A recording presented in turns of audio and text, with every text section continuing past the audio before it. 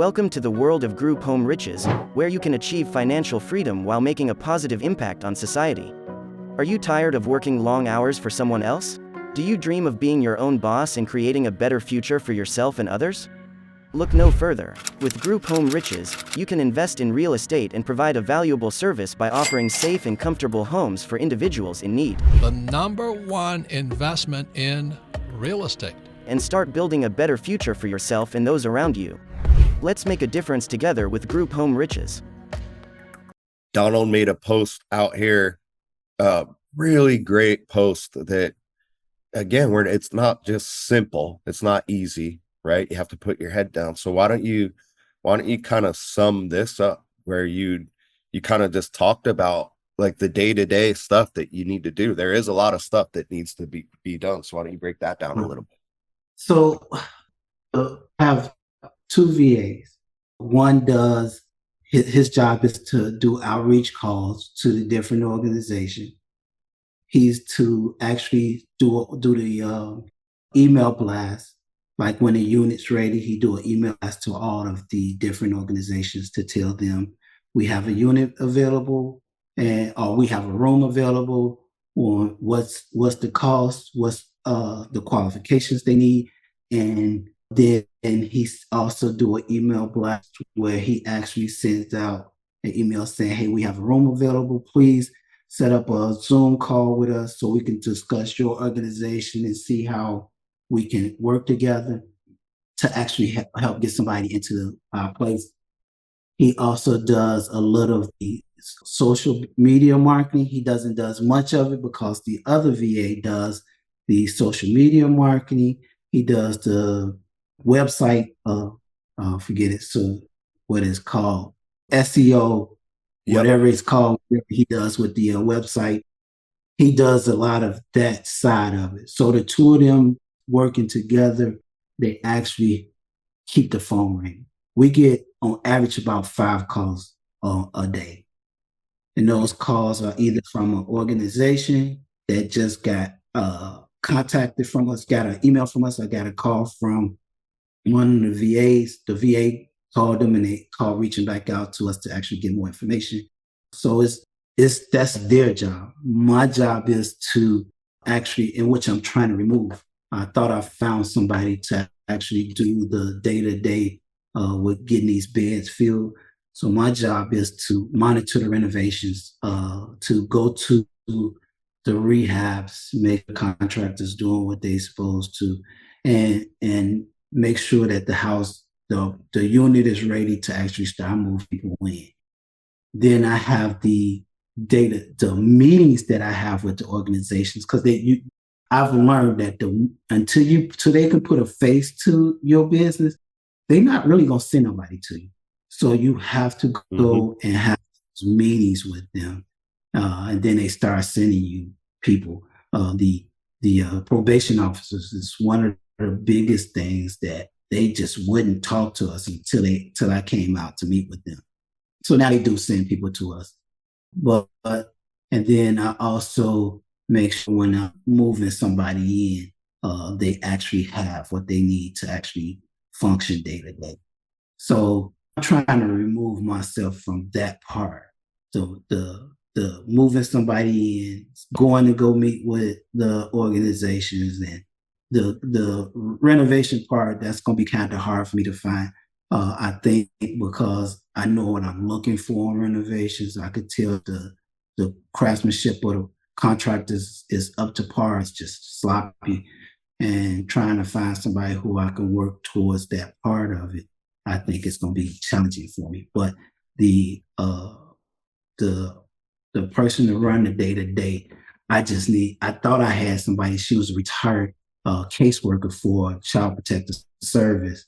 And when I asked her about doing this first, she's an older lady, but she said, I can't do it because I can't do the traveling and things like that on a daily basis. So, and I was like, this is a part-time thing. It's not full-time, but you could get full-time pay on a part-time basis. And that's another good thing that you can offer full-time pay to somebody on part-time hours for them to keep your beds full.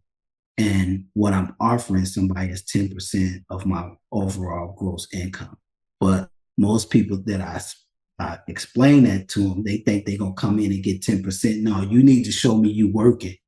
You need to fill some beds up first. Bingo. And then I 10% of overall. You're not just going to come in here and get 10%. You need to fill beds up first. And that kind of that makes it hard for you to find people a little bit because they don't understand that you need to get some work first. Andy, do you want to give kind of the personality profile of the operational managers that you used? Yeah, I mean, look, you can get real sophisticated with it, and you can actually run, like Brandon said, like a Myers-Briggs personality test, which is really a smart way of doing things. Or once you get good, and you probably need a little bit of experience behind you and some maybe a little bit of gray behind your ears, but you can just start sniffing out who's going to work and who isn't going to work. So typically the guy that's going to work is going to be, hard-nosed. They're not going to take no for an answer. They're going to be pretty tough. They're not going to put up with any bullshit or any SHIT. They're not going to be scared or intimidated. And hopefully they understand that there's a little bit of an art form to collections, because you can't necessarily only collect with the butt of a gun, right?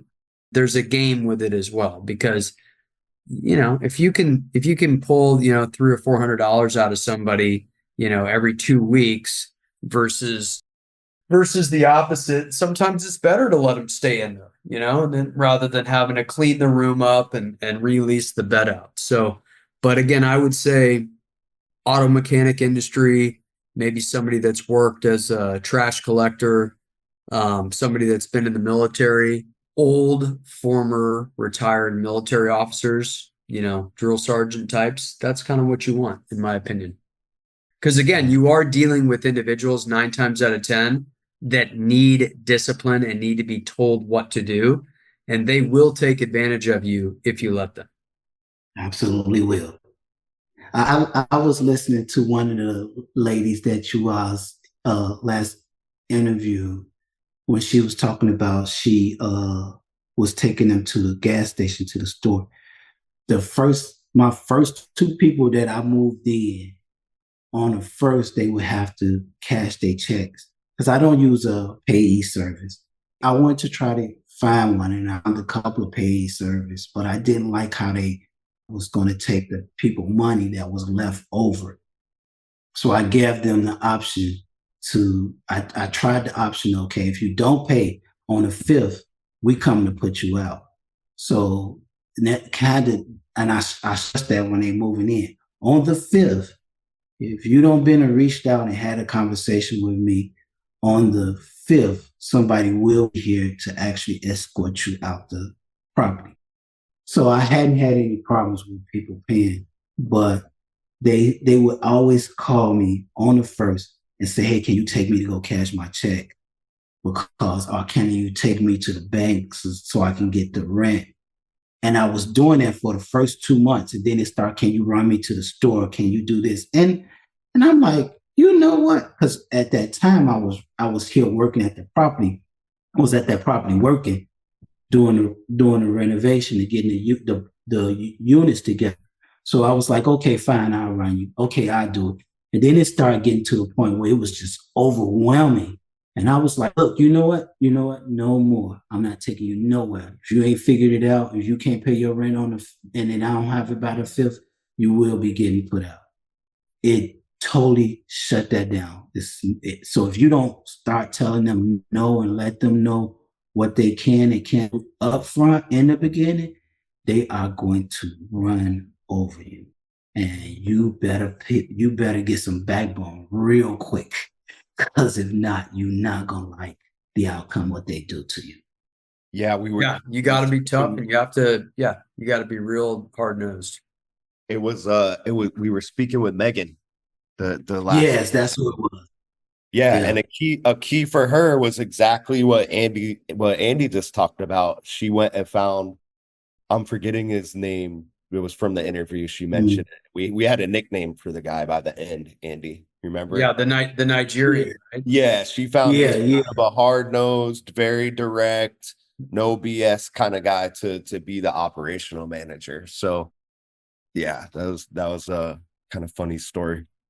But yeah, same exact thing. If you guys, if we do get a lot of people that are almost the exact opposite personality that just want to help, and they'll do the rides, they'll do the shopping, and it's unfortunate you're not going to be able to scale a business if you're doing all that stuff for everybody. So Right.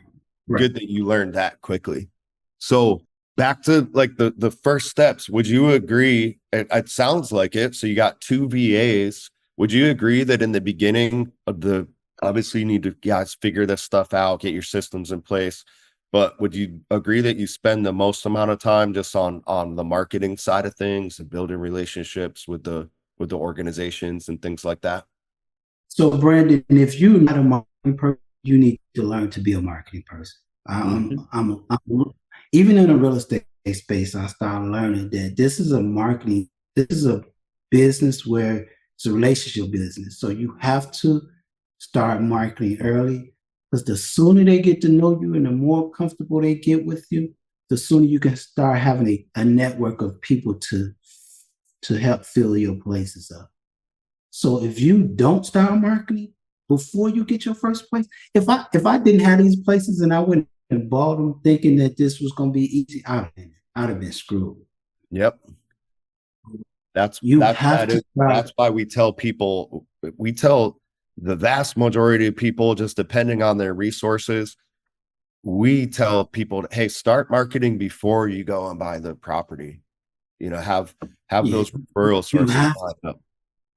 You definitely have to. This is not okay. I made 5 phone calls or I made 10 phone calls. You're gonna make hundreds of calls. Mm-hmm. We use Mojo as Nice. a dialer. So he goes through Mojo and he's dialing. He's using Mojo as a dialer. We didn't scale down from the triple dialer to a finger dialer now.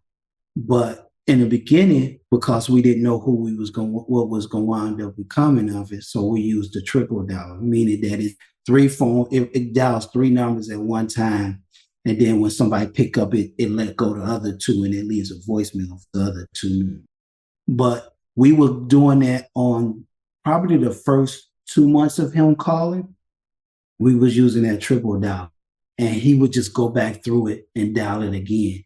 In the course of 8 hours, he was going through those. We had 1,100 people on our organizations on our list. Perfect. And then now we're down to, because we studied and because we're doing different searches for different things. So now, people fell off the list. I think we fell off to like 900 and something. Now back up to like 1,300. And we study getting people to say unsubscribe, they unsubscribing to us or something like that. And then, reaching out to apartment buildings or not just the large apartment communities. We're doing a search for all of those tenants, and we're reaching out to the tenants now.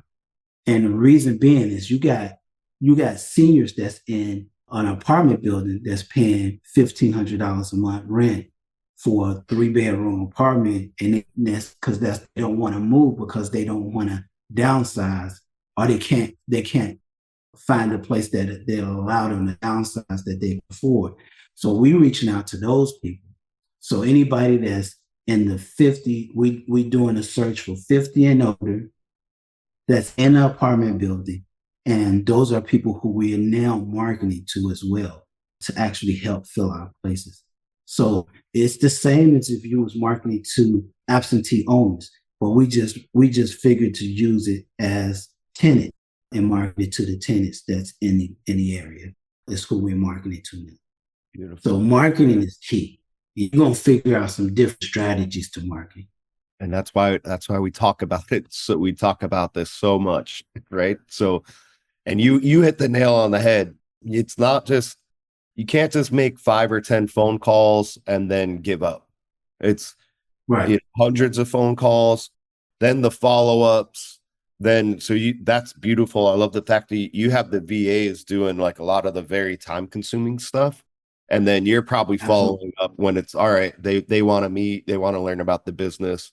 That's when you come in and do either a Zoom meeting or like an in-person meeting with the organizations. Yes. Yeah. So I have for folks watching on YouTube, or if you're listening, I have in the gold course, we just have a couple guides that show you how to find the marketing list that Donald talked about. So in short, it's social service organizations, nonprofits, hospitals, places like that. And then I just pulled up, a bunch of places in Indiana. I didn't do anything specific, but just to show the folks. So these are the types of places that you are going to want to network with. And I've pulled up a bunch of them while we were talking. Oh, they said safe place. They are a housing facility, and what they do is when they full, they send people to us. We Beautiful. just took So in. this is one that you work we with? just took in a athlete. Yeah, it's one of the people that send people Look at to that. us. So they just sent us a guy that we just took in, probably about a week ago, from them. And it wasn't just one call or one email. You had to build a relationship No, place. yeah, we sent them flyers. They told us no, do the exact same thing you guys do. We always ask, would you refer us if you guys are full? Would you refer us to clients when you guys don't have any place and somebody need a place like right now, and you guys can't put them on their wait list.